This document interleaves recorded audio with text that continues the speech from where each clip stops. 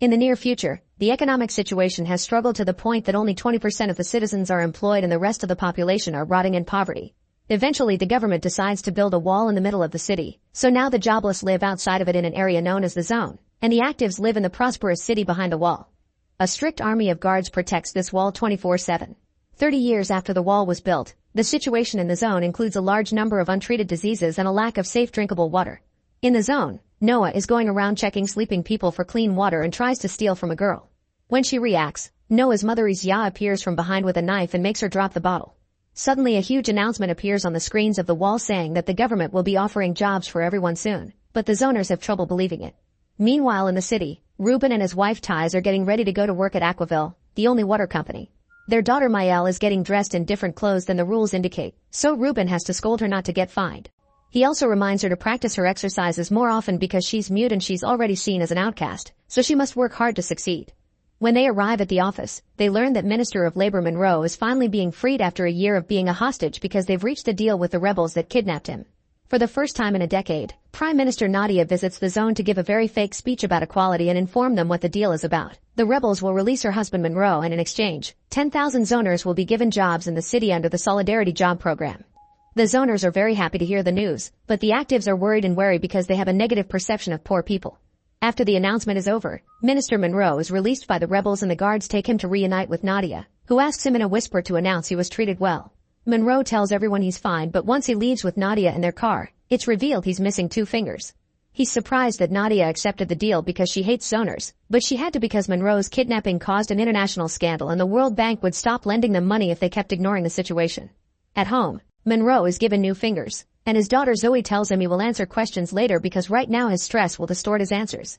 Meanwhile, Noah goes to class with Mr. Robinson, who worries that some of his students may be drinking too much cytoscut, an illegal substance some headaches use to replace the lack of water. Robinson teaches them the origins of the current system and says people shouldn't have to work in order to exist and be someone. Noah thinks that work equals freedom and mentions his father who won the lottery 13 years ago and now is living happily in South Europe. After class Noah sees Volley stealing things from the school kitchen, but she runs away by escaping through the window. At the wall, the zoners are being interviewed to see who gets to join the program. If anyone looks sick because they drank contaminated water, they're instantly kicked out of the line. Isya is interviewed together with 2 other women, but one of them is kicked out because she stinks of anxiety. They're asked pretty intense questions about their background, and since there's only 1 spot left, Isya lies and tells them the other girl is an addict, so she gets the job. Before they're able to enter the city, they're given a code tattoo on their wrists. At Aquaville, Tiz is making mistakes in her work, which has earned her 6 warnings already. This only stresses her out more. At the same time, Reuben is shocked to bump into the dead body of his director, who has worked himself to death. However, instead of mourning, Reuben immediately calls his father Silas, who is a higher up in the company, and says he wants to run for the position. Silas is pretty sick and can't afford proper treatment, but his son doesn't know this. So when Reuben says he wants a better position, Silas immediately wants to help so Reuben can support him when he can't work anymore. Later, Tiz meets with Hans, a co-worker she's having an affair with. They've been conspiring to steal important business data from Aquaville, which they plan to sell and use the money to leave the country. However, Tiz hasn't been able to get close enough to Silas even if she's family. At that moment a guard finds them and tries to take them away, but Hans quickly knocks him out and Tiz returns to her station, only to continue to make mistakes. She fears that at this rate she'll end up in the zone. In the meantime, head of security Gene interrogates Monroe. He explains the awful situation he was in and mentions the torture, but he assures her that he hasn't told the rebels any state secrets. Afterward, Nadia tells Monroe to get back to work, assigning him breaks so he can get treatment. Monroe promises he can do this, but Zoe is worried it's too soon and that it won't be good for his health. While Monroe gives a speech full of propaganda, Reuben and Tiz have an argument. Reuben wants the new position because he's desperate to send Maëlle to Phoenix Academy, which accepts autistic children, but Tiz thinks it's naive of him to think Silas will help in any way. She also says that Mal will never succeed and that they should have abandoned her, which is heard by the kid. Maëlle runs to her room to find comfort in her talking doll, and Reuben runs to comfort her too. He also gives her a taser just in case. In the zone, Jeff tells his wife Lisbeth that he was chosen, but she doesn't take it well, saying it's suspicious and that she doesn't want him to go. Jeff gets her to soften up with a kiss. Later, Reuben meets with Silas, who informs he's been cleaning his son's profile. He informs Reuben that he's gotten him an invitation to an exclusive ministerial party and that he should announce he'll be running for director then, so it'll be important for him to present a good family image. Meanwhile, Hans meets with Jean and it's revealed they're secretly working with the rebels from the zone. They want to find dirt on Aquaville because it's Nadia's biggest financial supporter, So they agree Ties will steal the information from Silas' office tomorrow to meet with the rebels later. Afterward, Hans is taken through a secret tunnel so he can meet with Boris and stay with the rebels. The next day, the guards take hundreds of zoners on a bus into the city and tell them they can only be at their workplace. They aren't allowed to wander around the city. Isya is assigned to Ruben's house, but Ties closes the door on her face. Ruben brings her in and tells her to tidy up Mael's toys but not to interact with her. Mael doesn't want to let go of her doll, and Isya feels bad when Ruben takes it by force. There's a box that Isya doesn't know how to open and goes to ask Mael, who is taking her medicine. Mael almost tastes her, but with soft words Isya gets her to help. Then Isya puts away the toys but hides the doll under the blankets. When the special team comes to pick up the toys, they spit on Isya, claiming zoners are stealing their jobs. Meanwhile, Jeff is sent to the government building, because Nadia thinks he'll be the perfect face for their propaganda. He appears on TV and says he's happy to be there and that the program is going well because the government is great. Afterward, he isn't allowed to touch anything and he's kept in an area for zoners, but he still steals a perfume. At Aquaville, Ties tries to visit Silas to access his computer, but she's stopped by a guard because they're investigating Hans and she must testify. When Ruben comes home, Ties hasn't returned yet and she won't answer his calls. Desperate to look good at the party, Ruben points out that Isya looks a lot like his wife, so she'll replace her tonight. Isya accepts in fear of being fired, and Ruben lends her Ties clothes including a bracelet to hide her zoner number. At Nadia's house, the family learns that most actives think zoners are here to steal their jobs and that they refuse to touch them. There have also been 22 cases of aggression against zoners. However, Nadia says everyone will have to adapt for the sake of public relations. At the party, Isya is very nervous, but luckily wives aren't expected to say much and the higher-ups get a good impression. Ruben makes her dance with him, but Isya can't take it anymore and leaves. As she goes down the corridor, she discovers that the other children are making fun of Mael for being mute, causing her to scream. Suddenly Silas shows up and takes her away. When the family reunites, Silas reveals he knows Ties has been replaced and scolds Ruben for his weak family. When the zoners go home, Lisbeth thanks Jeff for the perfume with some naughty action. Isya shows Noah the money she's made and they hide in a secret box with their savings. Meanwhile, Ties is finally freed and goes to meet with Hans, only to find Jean instead. She explains that she failed her mission and when Jean gets too pushy, Ties becomes anxious and demands to see Hans, so Jean knocks her out and takes her to the zone so Boris can hide her too. The next day, Ruben realizes Ties is gone for good and asks Isya to replace his wife at work. He even teaches her how to use the system. At first Isya refuses, but she changes her mind when she realizes she can ask for much more money, which Ruben accepts to pay. At the office, Ruben is accepted as one of the candidates for the director position. Isya is nervous and makes a few mistakes at the computer, but her fear of getting caught helps her concentrate and she begins to work well. At lunch, she has trouble with the food box, but she opens it after seeing a coworker that talks about all the people that have died this year in the company. Because she doesn't eat fast enough, her food is taken away when the lunch break ends and she must return to the computer. Meanwhile, Jeff meets with Nadia and her family, and he's given the position of Monroe's special advisor. They want him to help make the program a success and diffuse the current tension in the city, so they quickly put him on TV.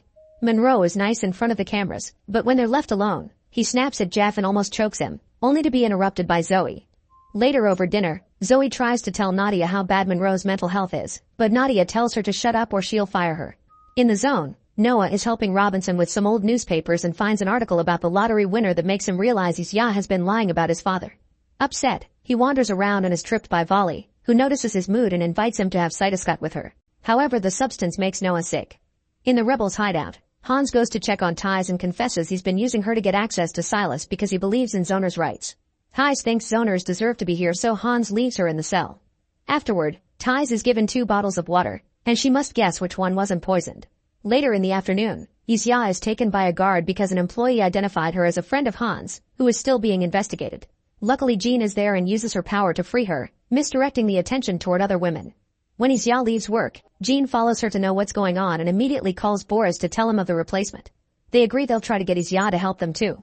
Once Isya gets home, she notices Noah is missing and starts looking for him everywhere, only to bump into Boris.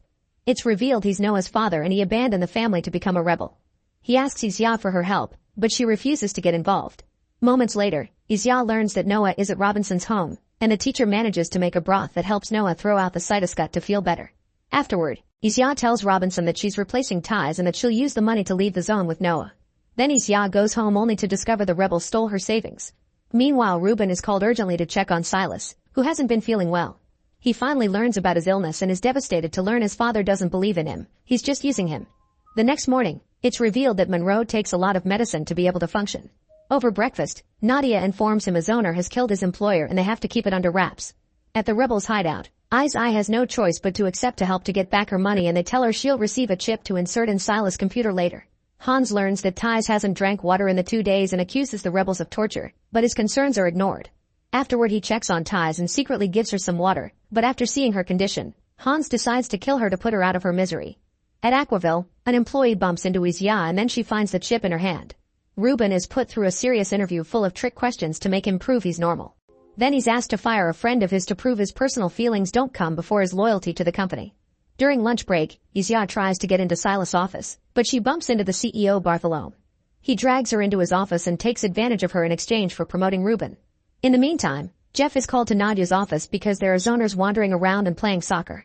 Jeff explains they aren't escaping, they just finished their jobs and are killing time. But the ministers find this unacceptable and Jeff is sent with Monroe to stop them gently. Once there, Jeff tries to explain calmly to the zoners that they'll be fired if they don't return to their employers, but the zoners kick the ball to hit Monroe through the car window and start calling Jeff a snitcher. At that moment an alarm rings and the zoners run away while Jeff returns to the car and finds Monroe gone. When Jeff returns home and tells Lisbeth about his day, they have a fight because Lisbeth thinks he's on the wrong side. In the zone, Noah begins hanging out a lot with Vali, and they decide to sneak into the city through a secret tunnel. However, as soon as they get to the streets, they're seen by the police, who open fire on them. Vali rushes back to the tunnel, but Noah ends up wandering around the city. He makes it to Ruben's house to look for his mother, and Mael holds him at taser point. Outside, Ruben and Izia arrive in the car and Izia tells him what happened with Bartholomew. However, Ruben isn't surprised and says it's common for wives to do this so their husbands can succeed.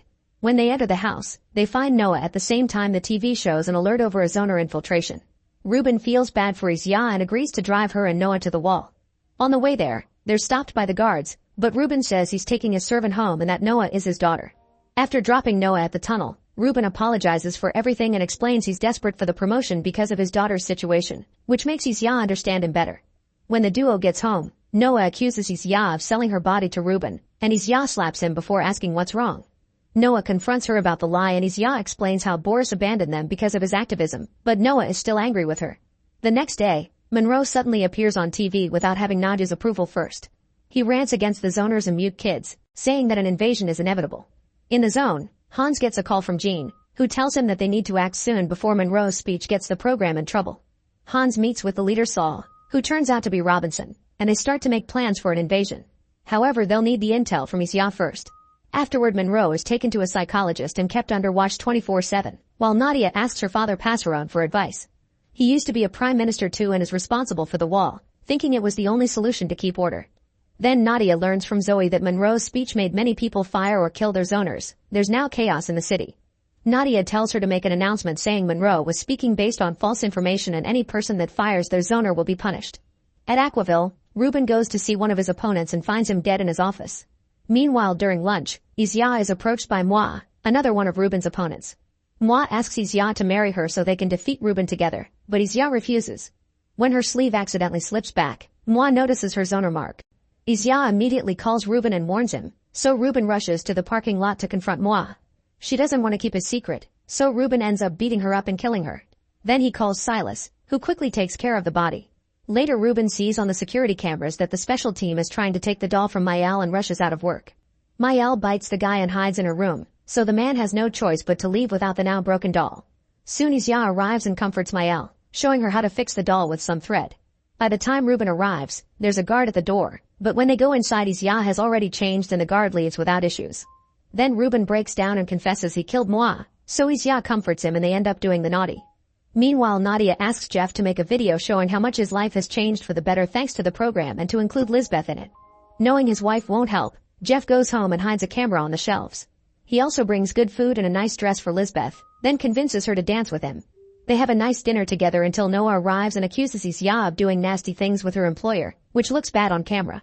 In the evening, Nadia discovers lots of citizens gathering outside the government building in protest of the program. After sending guards to get rid of them, she tries to talk to Monroe, but he's cold and distant. The next day, Jeff discovers people in the zone hate him too and insult him on the streets. Izia learns that Noah has been staying with Bali and goes looking for him, but he refuses to go home. At the government offices, Jeff arrives late because the haters beat him up. While his heavily edited video is played on TV, Jeff is sent to the makeup department to hide his wounds for an important meeting. Monroe comes by and paints Jeff like a clown to insult him, but Zoe quickly takes him away. Afterward, Nadia introduces Jeff and other members of the program to the president of the World Bank, and Jeff offers a heartful speech. The president is impressed, but in private he tells Nadia he can't lend her the money as long as Monroe keeps causing trouble. Without hesitation, Nadia later appears on TV and announces Monroe has been fired. At Aquaville, Ruben and the last candidate hold a meeting with the higher-ups. They're informed Moi has disappeared, so Ruben accuses his opponent of killing her, using the story Silas got for him as an alibi and even presenting fake information against the other man to win. Meanwhile, Isya manages to sneak into Silas' office and puts the chip on his computer. At that moment, Silas arrives and Isya runs to hide, but Silas finds her anyway. He grabs her by the neck and threatens her, but suddenly he starts feeling sick, so Isya gets to run and grab the chip with the information on her way out. Silas calls Ruben and he rushes to confront Isya and slaps her, causing her to drop the chip. Isya swears she was forced to do this and that she isn't a rebel, blaming Ruben for putting her in this position, so he just takes her away. In the zone, Noah and Vali go to the rebel hideout and ask about his father, but because no one knows Boris' old name, nobody knows what they're talking about and kicks them out. The teens pretend to leave, but on their way out, they get away from the guard and take a dark tunnel to sneak inside the building. Then they eavesdrop on the conversation of the activists and Noah learns that his teacher is the leader. Sometime later, Nadia goes to see Monroe, explaining she had no choice but to fire him to get the money from the bank, which has been approved now. An angry Monroe then reveals that he lied to Jean and that he actually did tell the rebels all their secrets. It turns out that Aquaville has been polluting the water in the zone on purpose with Monroe's blessing to make a profit by selling clean water. The activists just need proof to attack, and that's the file Isya is supposed to get. Nadia discusses this with Zoe and they get an idea. Meanwhile, Jeff goes home and tells Lisbeth they've been given the chance to live permanently in the city. However, Lisbeth refuses and an argument ensues during which is revealed Lisbeth used to be an activist too. In the end, he moves to the city alone, and in his new apartment, the first thing he does is have a shower to enjoy the clean water. Outside in the city, activist pamphlets are starting to appear on the streets. At Ruben's home, Isya overhears him talking to Silas, who thinks his son should kill Isya, but Ruben defends her. Then he volunteers to take Isya to the wall, and Silas uses the chance to make a call. During the ride, Ruben offers Isya to become his wife permanently, but she refuses, so Ruben arranges to make it look like she was fired instead. When Isya crosses the wall, Silas' men capture her and she's humiliated to make her talk. Isya tells them about the chip she lost, and Silas thinks he can use her to capture the rebels. He sends Isya to the meeting spot where she was supposed to drop the chip, and when Jean shows up, Silas' men arrest her. Isya tries to run away but she gets captured again. In the city, Ruben has to destroy the doll to make Maëlle leave the room. He takes her to the special academy so she can take the test, but she refuses to do anything. Instead, she breaks the tablet and runs away. Ruben goes after her and yells at her, but it's pointless. Back to Jeff, he finishes recording a new speech and goes look for Monroe to show him, only to find the minister dead in the pool. At that moment, Zoe shows up and kills Jeff with a shot, which is part of the plan. Nadia appears on TV saying Jeff killed Monroe and he was shot by the guards when he tried to escape. Then she goes on a rant against the zoners, saying they've become too dangerous and that's why she's suspending the program. She also announces a mass raid to catch the rebels. In the zone, a furious Lisbeth throws stones at the screen. Meanwhile, Isya is locked up with Jean, who has been burned and tortured for information. Silas tells Bartholomew of what he's discovered and after delivering the news to Nadia, Bartholomew informs Silas that Ruben was chosen for the director position. In the rebels' headquarters, Hans insists on rescuing the Isya and Jean but Saul refuses, saying he can't destroy the activist network just for them. Noah and Vali overhear the conversation and they are disgusted to learn that the rebels are as bad as the people they are opposing, so they leave. At Aquaville, Ruben is given the director's office and Bartholomew informs him that he's arranged things so Maëlle is accepted at the academy. Afterward, an employee stops by and gives him a little trinket, saying his wife must have dropped it earlier. Ruben takes a closer look and discovers the chip, so he connects it to his computer and finally finds out about the poisoned water. Disgusted by this, Ruben anonymously uploads the information online, which is seen by the government and the rebels. Soon Nadia appears on TV saying the information is all fake, but everyone in the zone responds by stoning the screen.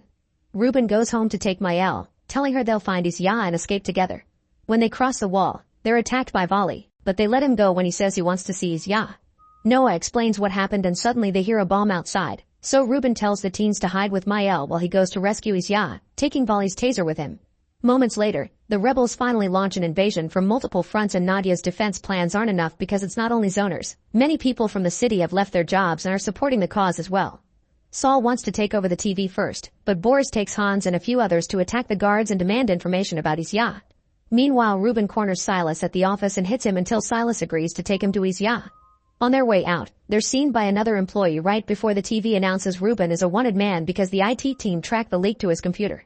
Soon they're surrounded by armed guards, so Ruben is arrested and locked up with Isya. In just a few hours, the wall finally comes down and thousands of zoners enter the city. A bomb explodes near Zoe's car and the guards have to evacuate her. Near the wall, the teens in Mayal are scared of all the violence and run to hide in an empty apartment. Noah has a wound on his shoulder and Mayal decides they should make a blood pact, promising to stick together until the end. At the minister's residence, Zoe finds her mother on the roof watching the fall of the wall and blames her for everything. Zoe refuses to leave the city and swears she will testify against Nadia to see her fall as well. In the meantime, the guards get orders to kill the prisoners.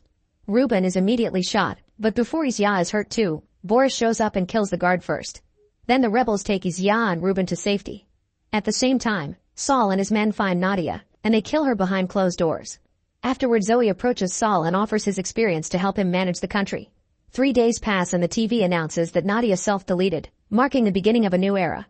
Hans is devastated to discover Jean died and tells his men to identify all the bodies because he doesn't want any brave warrior to die anonymously. Lisbeth uses the new holes on the wall to go to the city and get Jeff's ashes, wanting to honor him.